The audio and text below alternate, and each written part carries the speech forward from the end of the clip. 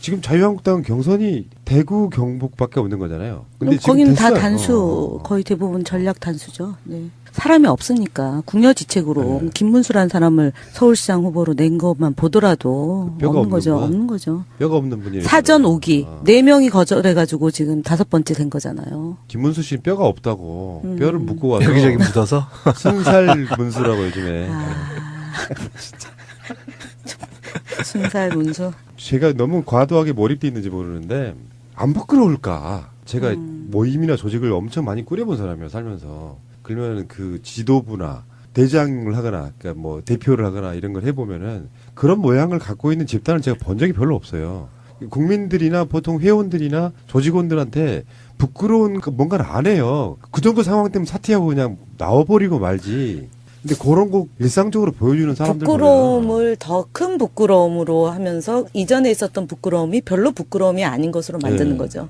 그러다 보니까 어느 날 갑자기 어떤 모양을 취하고 있더나 보니까 이제는 그런 부끄러움들이 일상화돼가지고 그렇죠. 부끄러운 건지를 모르는 상태가 돼 있더라고요. 그 예전에 이인재 충남도지사가 당을 옮긴 거를 이제 한번 쭉 기록을 해봤더니 15번인가 16번이었어요. 근데 요즘에는 그것 쓰는 것 자체도 별로 의미가 없다, 이제 이런 거고, 얼마 전에 안철수 후보가 뭐 그 박원순 시장에게 했던 말이 7년 동안 시정을 하나도 뭐 바꾸는 게 없어서 본인 이제 해야겠다, 이제 이런 얘기를 했잖아요. 그래서 제가 이분이 7년 동안 뭘 했나라는 거 족적을 이제 쭉 정리를 해보니까 서울시장에 출마하겠다고 선언하고 결국은 서울시장 후보로 나온 게 7년 동안 한 것에 돌고 돌아서더라고요.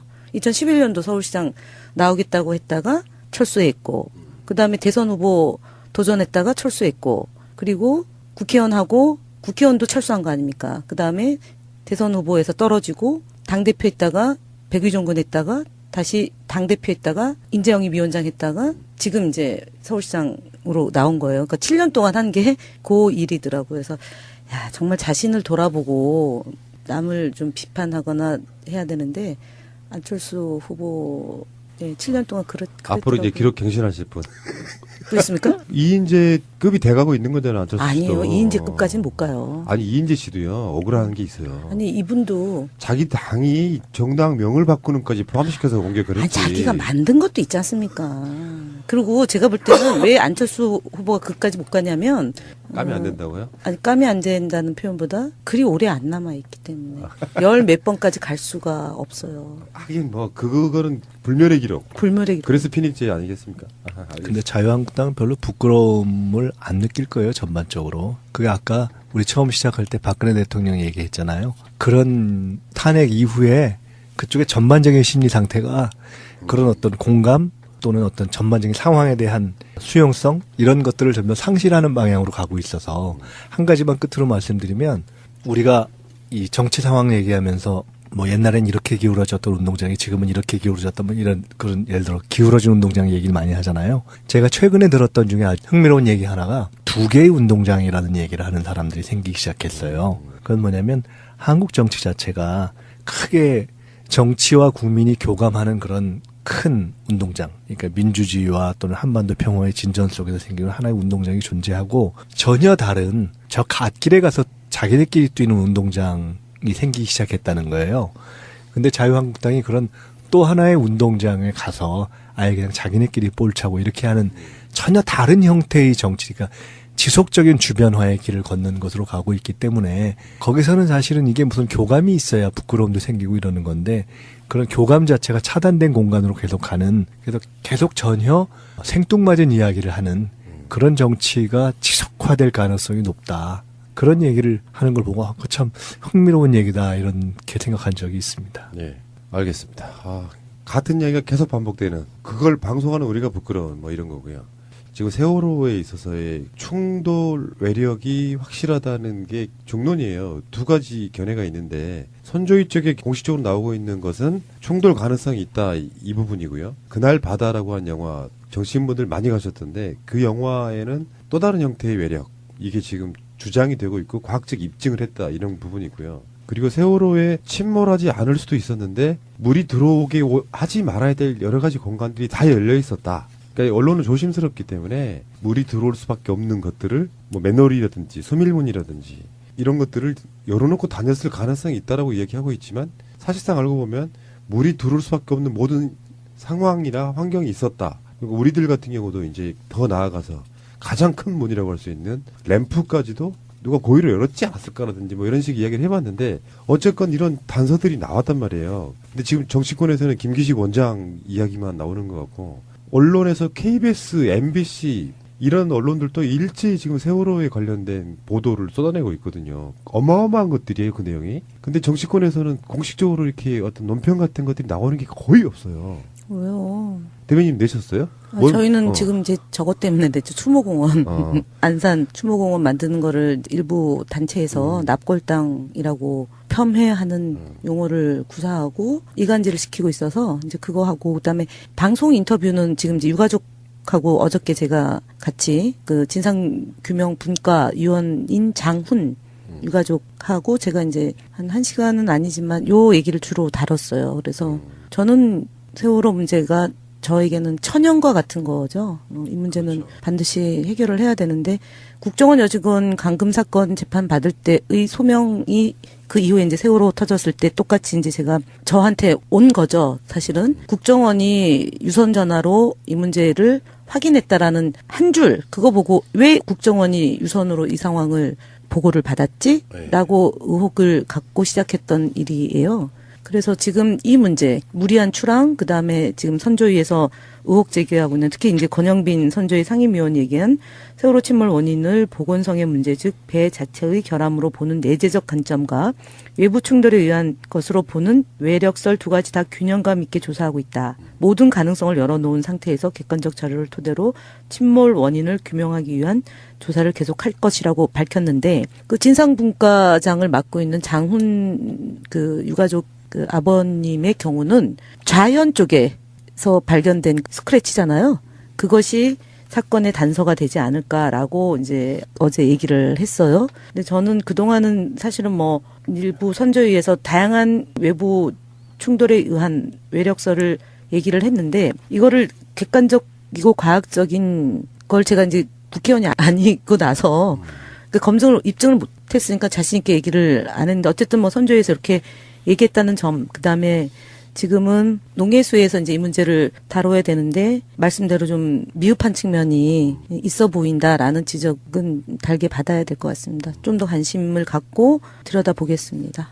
죄송합니다. 뭐 죄송하실 건 없고요. 그러니까 문제는 남의 이야기처럼 돼버리면 안 되고요. 네네. 제 주장은 세월호 문제에 대해서 제2기 특조위로 정치권이 밀어놓은 측면이 있어요. 이렇게 만들어줬으니까 알아서 하세요인데 수사권이나 이런 게 없는 상태에서 사실 우리가 세월호 의혹 시리즈라는 걸 방송을 하면서 나왔던 그 당시 모든 정부 자료들을 검토해서 나왔던 결과들도 어마어마한 게 되게 많은데 이제 일반인들이다 보니까 그냥 잠깐 출렁하고 마는 정도로 지나갔는데 사실은 이게 재수사가 돼야 되는 부분이에요. 검찰이 새로운 증거의 출현이거든요.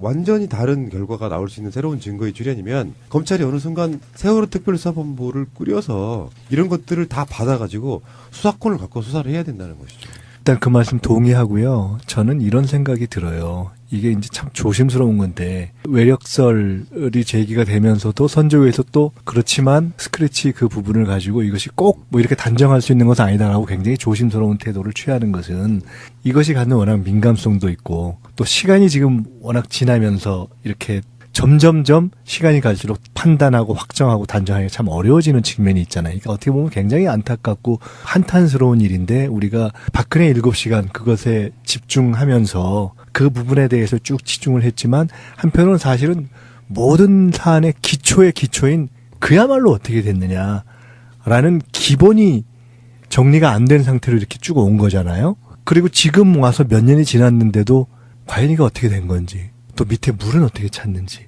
이런 부분이 지금도 계속 이렇게 의문이 제기되고 있다는 것이 돌이켜보면 그 과정에서 얼마나 많이 방해를 했어요. 사실은. 그러니까 그런 과정들이 이게 이런 일이 진행이 될 때 바로바로 정말 아주 기본적인 이 진상의 조사가 정확하게 되지 못하는 것이 얼마나 이 근본적인 한계를 가져오는가. 이거 시간이 지날수록 보면 사실은 여러 가지 주장을 하더라도 과학자들도 얼마나 어렵겠어요.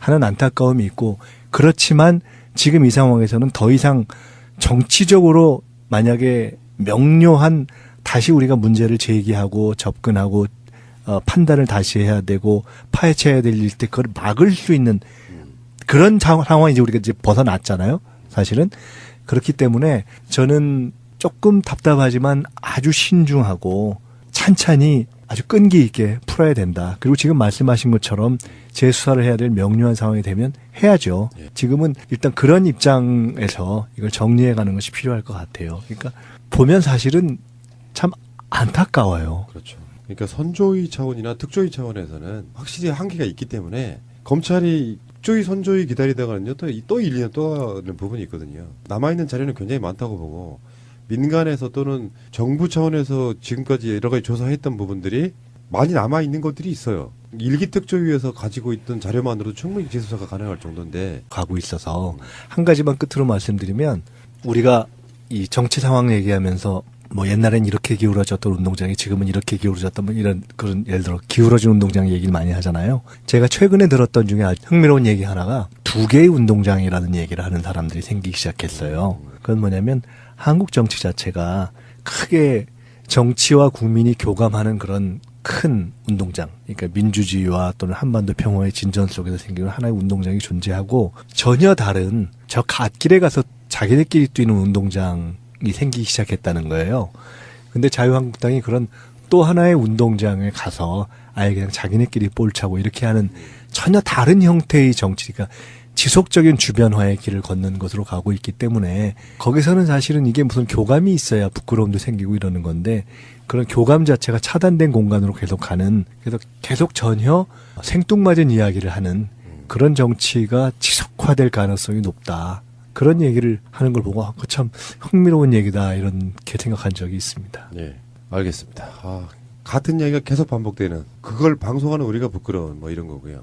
지금 세월호에 있어서의 충돌 외력이 확실하다는 게 중론이에요. 2가지 견해가 있는데 선조위 쪽에 공식적으로 나오고 있는 것은 충돌 가능성이 있다 이 부분이고요. 그날 바다라고 한 영화 정치인분들 많이 가셨던데 그 영화에는 또 다른 형태의 외력 이게 지금 주장이 되고 있고 과학적 입증을 했다 이런 부분이고요. 그리고 세월호에 침몰하지 않을 수도 있었는데 물이 들어오게 하지 말아야 될 여러 가지 공간들이 다 열려 있었다. 그러니까 언론은 조심스럽기 때문에 물이 들어올 수밖에 없는 것들을 뭐 맨홀이라든지 수밀문이라든지 이런 것들을 열어놓고 다녔을 가능성이 있다라고 이야기하고 있지만 사실상 알고 보면 물이 들어올 수밖에 없는 모든 상황이나 환경이 있었다. 그리고 우리들 같은 경우도 이제 더 나아가서 가장 큰 문이라고 할 수 있는 램프까지도 누가 고의로 열었지 않았을까라든지 뭐 이런 식의 이야기를 해봤는데 어쨌건 이런 단서들이 나왔단 말이에요. 근데 지금 정치권에서는 다가 지금 이제 서울시장으로 나온 거예요. 그러니까 7년 동안 한 게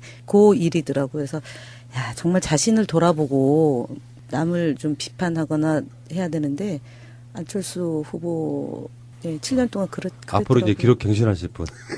그렇습니까? 이인재급이 돼가고 있는 거잖아요, 안철수 씨도. 아니에요. 이인재급까지는 못 가요. 아니 이인재 씨도요 억울한 게 있어요. 아니 이분도 자기 당이 정당 명을 바꾸는까지 포함시켜서 공격을 했지. 아니 자기가 만든 것도 있지 않습니까? 그리고 제가 볼 때는 왜 안철수 후보가 그까지 못 가냐면 까면 안 된다고요? 아니 까면 안 된다는 표현보다 그리 오래 안 남아 있기 때문에 열 몇 번까지 갈 수가 없어요. 하긴 뭐 그거는 불멸의 기록. 불멸의 기록. 그래서 피닉제 아니겠습니까? 근데 자유한국당은 별로 부끄러움을 안 느낄 거예요, 전반적으로. 그게 아까 우리 처음 시작할 때 박근혜 대통령이 얘기했잖아요. 그런 탄핵 이후에 그쪽의 전반적인 심리 상태가 그런 어떤 공감 또는 어떤 전반적인 상황에 대한 수용성 이런 것들을 점점 상실하는 방향으로 어떤 모양을 취하고 있더나 보니까 이제는 그런 부끄러움들이 일상화돼가지고 그렇죠. 부끄러운 건지를 모르는 상태가 네. 돼 있더라고요.